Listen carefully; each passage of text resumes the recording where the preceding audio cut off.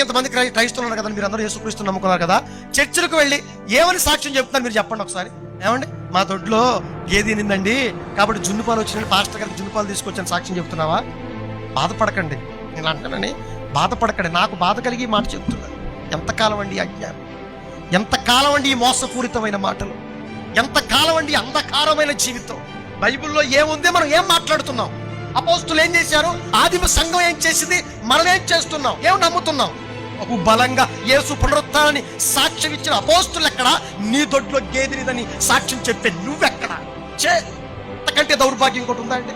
అంతకంటే అంటే వాళ్ళందరూ ఏం చేశారంటే యేసుక్రీస్తు వారి పునరుత్థానం, యేసుక్రీస్తు వారి పునరుత్థానం బట్టి మనకు కూడా పునరుత్థానం కలుగుతుందిరా, మరొక జీవితం ఉందిరా.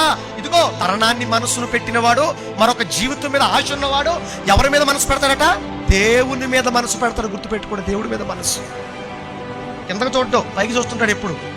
నువ్వు క్రీస్తుతో కూడా లేపబడిన వాడవైతే పైనున్న వాటి మీదే మనసు పెట్టుకోండి, కానీ నేల చూపులు చూడకరా దౌర్భాగ్యుడా అని చెప్తున్నాడు. పైకి చూడు, ఎక్కడున్నాడు? పైన ఎవరున్నారు?